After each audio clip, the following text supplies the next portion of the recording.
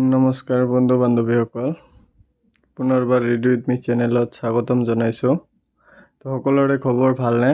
আজি লৈ আহিলোঁ আকৌ কেইটামান গুৰুত্বপূৰ্ণ প্ৰশ্ন উত্তৰ। যদি ভিডিঅ'টো ভাল লাগে লাইক কৰিব, চেনেলটো নতুন হ'লে ছাবস্ক্ৰাইব কৰিব আৰু ফেচবুক পেজত চালে ফ'ল' কৰি দিব। তো বলক আজিৰ ভিডিঅ'টো আৰম্ভ কৰোঁ। আজিৰ প্ৰথম কোৱেশ্চন, কোনে ডিস্কভাৰী অফ আছাম কিতাপখন লিখিছিল? অপশ্যন 4টা দিয়া আছে, ইয়াৰ ভিতৰত শুদ্ধ উত্তৰ option number B, Satish Chandra Kakati. Discovery of Assam কিতাপখন সতীশ চন্দ্ৰ কাকতিয়ে লিখিছিল। তাৰপিছৰ কোৱেশ্চন, 1934 চনত বাংলা চলচ্চিত্ৰ দেৱদাস কোনে পৰিচালনা কৰিছিল? অপশ্যন 4টা দিয়া আছে, ইয়াৰ ভিতৰত শুদ্ধ উত্তৰ অপশ্যন নম্বৰ ডি, প্ৰমোদেশ বৰুৱা। 1934 চনত বাংলা চলচ্চিত্ৰ দেৱদাস প্ৰমোদেশ বৰুৱাই পৰিচালনা কৰে। তাৰপিছৰ কোৱেশ্চন, কোনখন জিলাত মৰাট-লংৰী বন্যপ্ৰাণী অভয়াৰণ্য অৱস্থিত? অপশ্যন 4টাৰ ভিতৰত শুদ্ধ উত্তৰ অপশ্যন নম্বৰ এ, কাৰ্বি আংলং। কাৰ্বি আংলং জিলাত মৰাট-লংৰী বন্য অভয়াৰণ্য অৱস্থিত। তাৰপিছৰ কোৱেশ্চন, অসমৰ কোন ঠাইত মণিকেশ্বৰ দেৱালয় অৱস্থিত? অপশ্যন 4টাৰ ভিতৰত শুদ্ধ উত্তৰ অপশ্যন নম্বৰ চি, উত্তৰ গুৱাহাটী।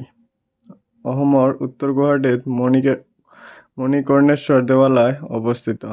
তাৰপিছৰ কোৱেশ্চন, হাকামা বিল অভয়াৰণ্য অসমৰ কোন ঠাইত অৱস্থিত?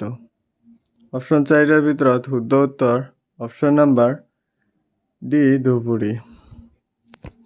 হাকামা বিল অভয়াৰণ্য অসমৰ ধুবুৰীত অৱস্থিত। তাৰপিছৰ কোৱেশ্চন, অসমত কফি গৱেষণা কেন্দ্ৰ ক'ত অৱস্থিত? অপশ্যন 4টাৰ ভিতৰত শুদ্ধ উত্তৰ অপশ্যন নম্বৰ ডি, ডিফু। অসমৰ কফি গৱেষণা কেন্দ্ৰ ডিফুত অৱস্থিত। তাৰপিছৰ কোৱেশ্চন, লীলাবাড়ী বিমানবন্দৰ অসমৰ কোনখন জিলাত অৱস্থিত? অপশ্যন 4টাৰ ভিতৰত শুদ্ধ উত্তৰ অপশ্যন নম্বৰ ডি, উত্তৰ লখিমপুৰ। লীলাবাড়ী বিমানবন্দৰ অসমৰ উত্তৰ লখিমপুৰ জিলাত অৱস্থিত। তাৰপিছৰ কোৱেশ্চন, মোহনবাড়ী বিমানবন্দৰ অসমৰ কোনখন জিলাত অৱস্থিত? অপশ্যন 4টাৰ ভিতৰত শুদ্ধ উত্তৰ option number D, Dibrugarh. Mohanbari বিমানবন্দৰ অসমৰ ডিব্ৰুগড় জিলাত অৱস্থিত। মনত ৰাখিব, মষ্ট ইম্পৰ্টেণ্ট কোৱেশ্চন হয়। তাৰপিছৰ কোৱেশ্চন, স্বৰ্ণলতা ঐতিহাসিক উপন্যাসখন কোনে ৰচনা কৰিছিল? অপশ্যন 4টাৰ ভিতৰত শুদ্ধ উত্তৰ অপশ্যন নম্বৰ ডি, তিলোত্তমা মিশ্ৰা। স্বৰ্ণলতা ঐতিহাসিক উপন্যাস তিলোত্তমা মিশ্ৰা ৰচনা কৰিছিল। তাৰপিছৰ কোৱেশ্চন, দ্য চেণ্টিনেল বাতৰি কাকতৰ প্ৰতিষ্ঠাপক সম্পাদক কোনে আছিল? ইয়াৰ শুদ্ধ উত্তৰ অপশ্যন নম্বৰ এ, ধীৰেন্দ্ৰনাথ বেজবৰুৱা।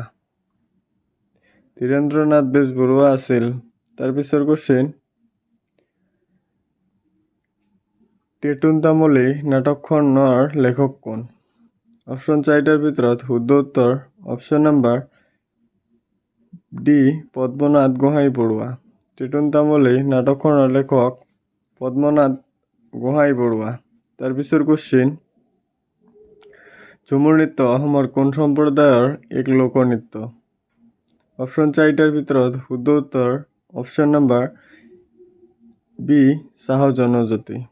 ঝুমুৰ নৃত্য অসমৰ চাহ জনজাতি লোকৰ সম্প্ৰদায়ৰ লোকনৃত্য। তাৰপিছৰ কোৱেশ্চন, ধনবৰ কাই কোনজন সাহিত্যৰ ছদ্মনাম? অপশ্যন 4টাৰ ভিতৰত শুদ্ধ উত্তৰ option number C, Mahim Bora. ধনবৰ কাই মহিম বৰা সাহিত্যকৰ ছদ্মনাম।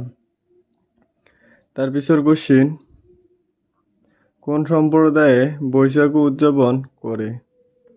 অপশ্যন 4টাৰ ভিতৰত শুদ্ধ উত্তৰ option number D, Bodo. Bodo সম্প্ৰদায়ে বৈশাগু উদযাপন কৰে। তাৰপিছৰ কোৱেশ্চন, ডক্টৰ ভূপেন হাজৰিকাক সুধাকণ্ঠ উপাধি কোনে দিছিল? অপশ্যন 4টাৰ ভিতৰত শুদ্ধ উত্তৰ অপশ্যন নম্বৰ সি আনন্দচন্দ্ৰ বড়ুয়া। ভূপেন হাজৰিকাক সুধাকণ্ঠ উপাধি আনন্দচন্দ্ৰ বড়ুৱাই দিছিল। তাৰ পিছৰ কোশ্চিন, সন্তোষ ট্ৰফী কি খেলৰ সৈতে সম্পৰ্কিত? জড়িত কৈছে মানে। ইয়াৰ শুদ্ধ উত্তৰ অপশ্যন নম্বৰ এ ফুটবল। সন্তোষ ট্ৰফী ফুটবল খেলৰ লগত সম্পৰ্কিত। তাৰ পিছৰ কোশ্চিন, বিশ্ব পৰ্যটন সংস্থাৰ মুখ্য কাৰ্যালয় ক'ত আছে? ইয়াত অপশ্যন 4টা দিয়া আছে। ইয়াৰ ভিতৰত শুদ্ধ উত্তৰ অপশ্যন নম্বৰ এ স্পেইন। বিশ্ব পৰ্যটন সংস্থাৰ মুখ্য কাৰ্যালয় স্পেইনত অৱস্থিত বা আছে।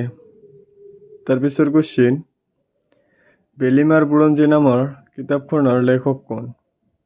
অপশ্যন 4টাৰ ভিতৰত শুদ্ধ উত্তৰ অপশ্যন নম্বৰ বি বিশ্বেশ্বৰ বৈদ্যদীপা। বেলিমাৰ বুৰঞ্জী বিশ্বেশ্বৰ বৈদ্যদীপাই লেখক। তাৰ পিছৰ কোশ্চিন, চেতনা আলোচনীৰ সম্পাদক কোন আছিল? অপশ্যন 4টাৰ ভিতৰত শুদ্ধ উত্তৰ option number B Ambikagiri Raichoudhury. Ambikagiri Raichoudhury Chetana আলোচনীৰ সম্পাদক আছিল। তাৰ পিছৰ কোশ্চিন, জয় জৱান জয় কিষাণ শ্লোগানটো কোনে দিছিল?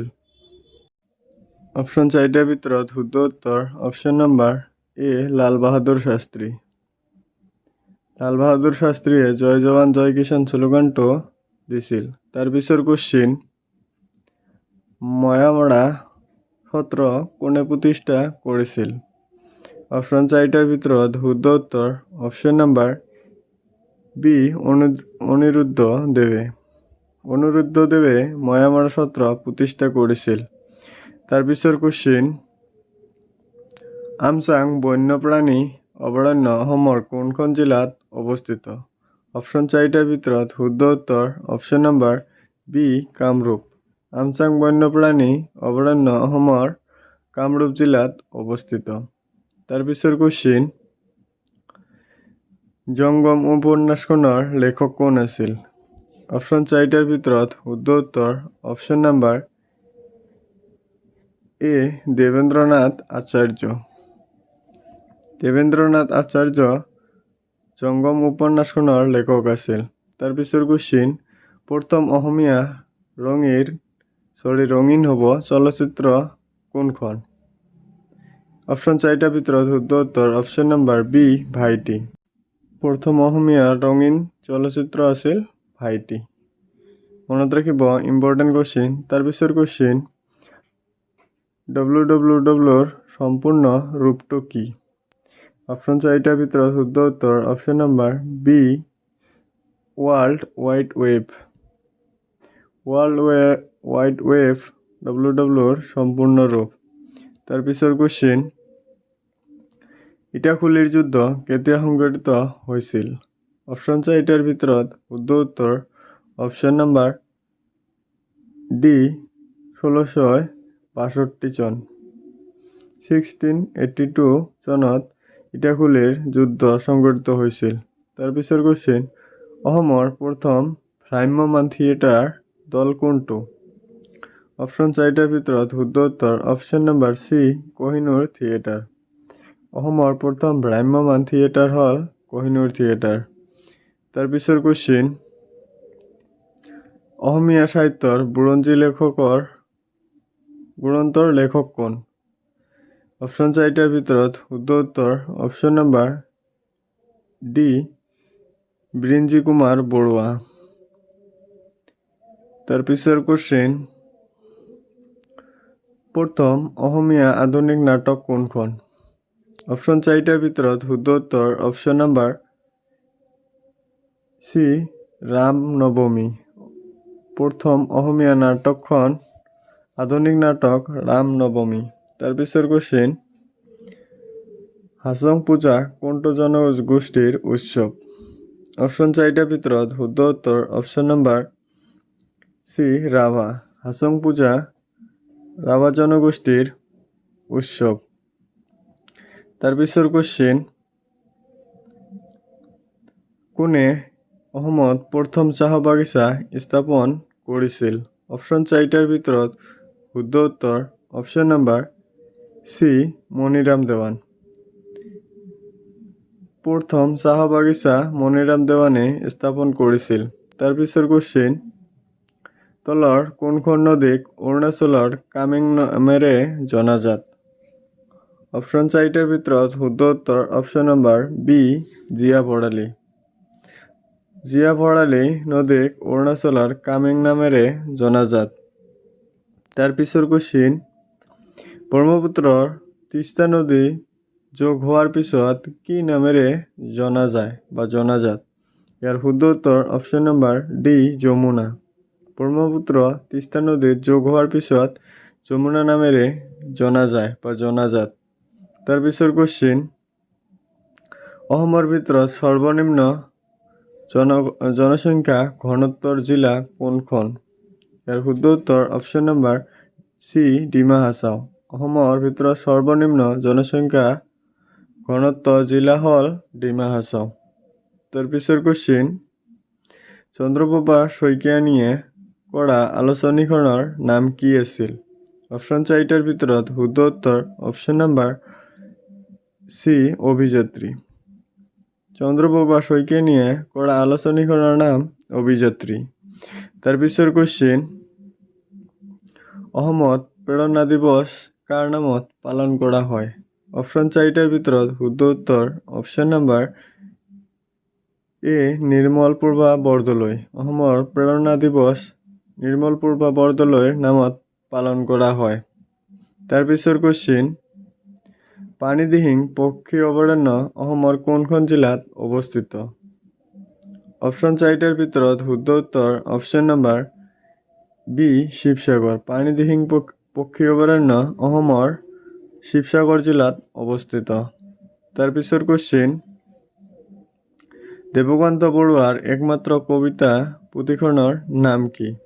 অপশ্যন 4টাৰ ভিতৰত শুদ্ধ উত্তৰ অপশ্যন নাম্বাৰ বি বনকুঁৱৰী। দেৱকান্ত বৰুৱাৰ একমাত্ৰ কবিতা পুথিখনৰ নাম বনকুঁৱৰী। তাৰ পিছৰ কোশ্চিন, পৃথিৱীৰ অসুখ কিতাপখনৰ লেখক কোন? অপশ্যন 4টা দিয়া আছে। ইয়াৰ ভিতৰত শুদ্ধ উত্তৰ অপশ্যন নাম্বাৰ এ যোগেশ দাস। যোগেশ দাস পৃথিৱীৰ অসুখ কিতাপখনৰ লেখক আছিল। তো আজিৰ ভিডিঅ' ইমানেই। যদি ভিডিঅ'টো ভাল লাগে এটা লাইক কৰিব আৰু চেনেলটো নতুন হ'লে ছাবস্ক্ৰাইব কৰিব। আগন্তুক দিনত এনেকুৱা প্ৰশ্ন উত্তৰ আপোনালোকৰ সুবিধাৰ্থে লৈ আহিম। পাৰিলে ভিডিঅ'টো বন্ধু বান্ধৱীক শ্বেয়াৰ কৰিব। পৰীক্ষাৰ বাবে সম্পূৰ্ণভাৱে সুবিধাজনক ভিডিঅ'। থেংকছ ফৰ ৱাচিং ৰিড উইথ মি চেনেল। পুনৰবাৰ ধন্যবাদ জ্ঞাপন কৰিছোঁ ৰিড উইথ মি চেনেলৰ তৰফৰ পৰা।